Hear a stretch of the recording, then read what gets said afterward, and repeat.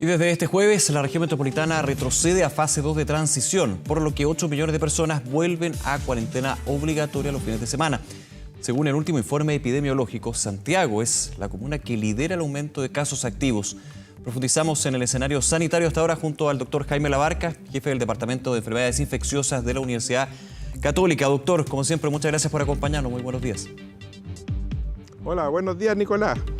Gracias por estos minutos, doctor, para ir también haciendo el contexto de la preocupación y que finalmente termina con este anuncio que se dio hace ya 2 días. ¿Qué le parece a todo esto que a partir del jueves 5 de la mañana toda la región metropolitana pase a fase 2?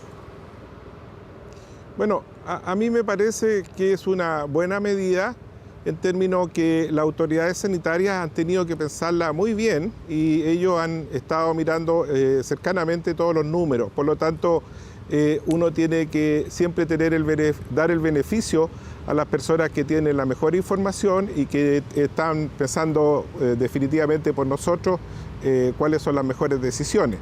Ahora, en ese contexto, claro, han pasado 2 o 3 cosas que son importantes de considerar. Una es que ha habido un aumento discreto de los números, no es un aumento extraordinario, no es una cosa que no esté fuera de control, pero sí ha habido un aumento de un 15 a un 20% en los casos nuevos en las últimas 2 semanas en la región metropolitana. 18 no decía comunas, el ministerio en el último informe, digamos 18%, pero no es explosivo el aumento, 18%. Pero sí ha ido gradualmente aumentando. Claro, tal cual, aún se mantienen cifras bajas de positividad y el número total de activos tampoco ha aumentado de forma significativa. Pero eso es una señal importante para nosotros. Lo segundo es que lo que hemos visto es que este mes es un mes que la gente tiene mucha actividad social y los brotes se asocian con las actividades sociales, con las reuniones. Particularmente hay muchas reuniones que tampoco son tan necesarias. Hay actividades sociales, o sea, un matrimonio es algo fundamental en la vida de las personas, pero hay muchas veces la juventud o cualquiera, no necesariamente la juventud, se juntan solo porque no se han visto, porque quieren pasar o celebrar juntos, y entonces ese es un contexto ideal para que ocurran más brotes, ¿no es cierto? Llegue alguien que está sano en ese momento, pero incubando la enfermedad, y 2 días después empieza con síntomas, y justo está en el periodo que puede haber contagiado a otras personas. Entonces, muchos de los aumentos de casos se dan en ese contexto social, y eso es muy importante. Lo tercero, que está siempre ese fantasma del rebrote, que se nos hace muy presente porque ha ocurrido varios meses después del brote inicial en Europa, y nosotros no queremos llegar a Europa. Entonces, esta medida a mí me parece que está pensada, que está meditada, que está tomada con fundamento y que de alguna manera está siendo preventiva y transitoria, porque si logramos contener durante diciembre los casos, ¿no es cierto?, este aumento y se aplana la curva, bueno, ojalá sea el caso y que ya hacia fin de año, sobre todo Navidad, Año Nuevo, que son fechas muy importantes, podamos tener alguna facilidad para poder celebrar en familia como todos queremos. Entonces, yo creo que de alguna manera hay que considerar que es preventiva, transitoria y toda la comunidad tiene que colaborar.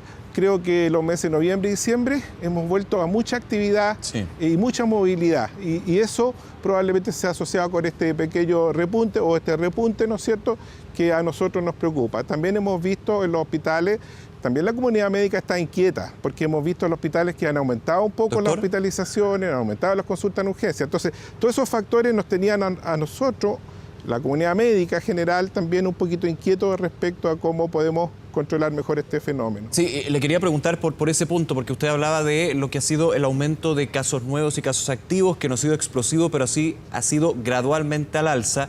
Ese es un punto que se ve, pero el otro punto que es súper relevante es la situación de la red asistencial.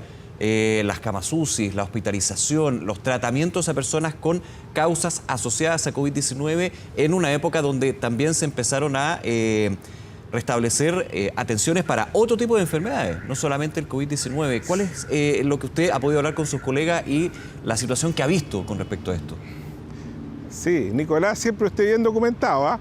El tema es que, claro, efectivamente lo que ha pasado es que si uno mira las cifras de ocupación, por ejemplo, en el portal de eCovid, por ejemplo, la ocupación de camas en UCI era menor en septiembre o agosto, cuando ya salimos de la epidemia, o en septiembre diría yo, más bien un poquito más desplazado, que ahora.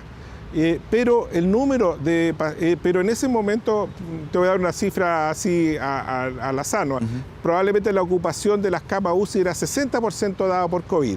Había menos ocupación, pero 60% era la salida, se despejaron los hospitales, bajó, pero no había otros pacientes que no fueran COVID.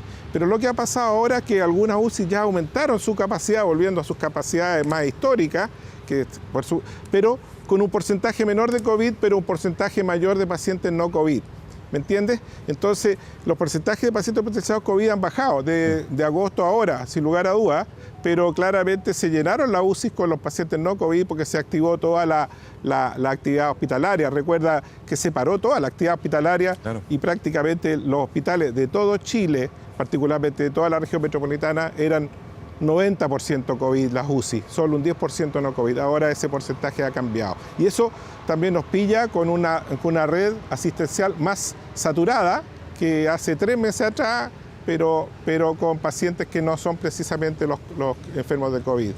Claro, porque aquí se ha hablado también de los escenarios que se plantean en una eventual segunda ola, 9.000 casos diarios, lo que finalmente sabemos en 14 días termina con una saturación de la red asistencial. Se ha dicho desde el Ministerio de Salud que está el plan para reconvertir rápidamente camas críticas, pero eso también se da en un contexto, claro, donde hay camas que están siendo usadas, espacios que están siendo usados, y eso obviamente, para ponerlo en el contexto, llama a redoblar, claro, lo que son las recomendaciones, la precaución y por sobre todo no volver a ese punto, porque obviamente no va a ser fácil.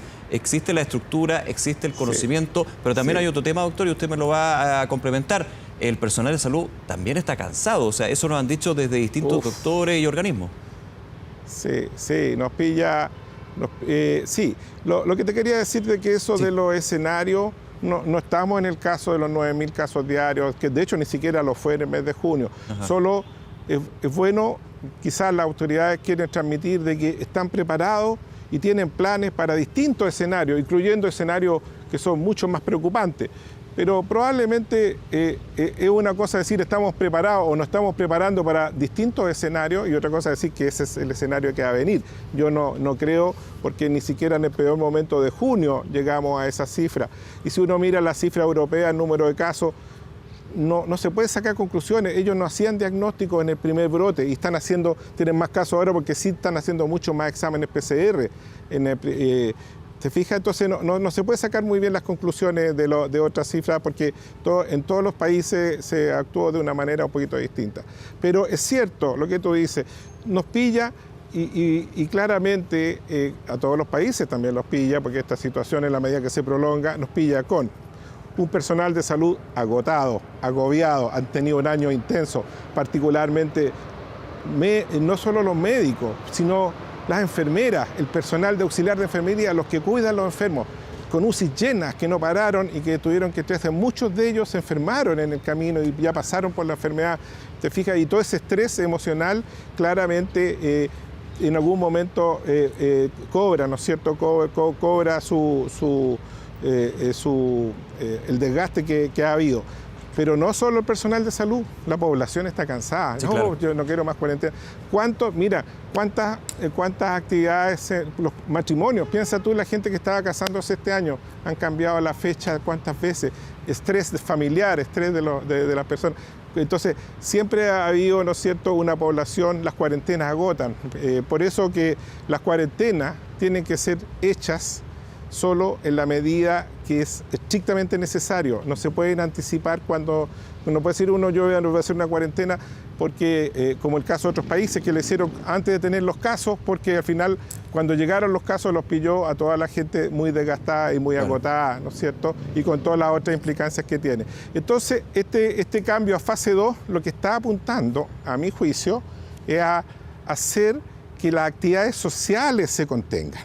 Como ponerle un poco freno, frenemos las actividades sociales de alguna manera, porque el fin de semana es donde la gente se visita, hacemos todos los asados, yo mismo lo hago, ¿no es cierto? Todo el mundo hace y se visita, y ahí es donde se establece esta movilidad que finalmente puede terminar con un aumento de número de contagios. Entonces, claro, de hecho, para sumar a eso, doctor Labarca, hay distintos estudios que han evidenciado que el contagio de SARS-CoV-2, el virus que llega a este COVID-19, se da más bien a nivel intradomiciliario, no en lugares de vía pública. Se puede dar, por supuesto, pero en reuniones sociales, sin cumplir con las recomendaciones y más bien con el protocolo sanitario, se puede llegar a eso.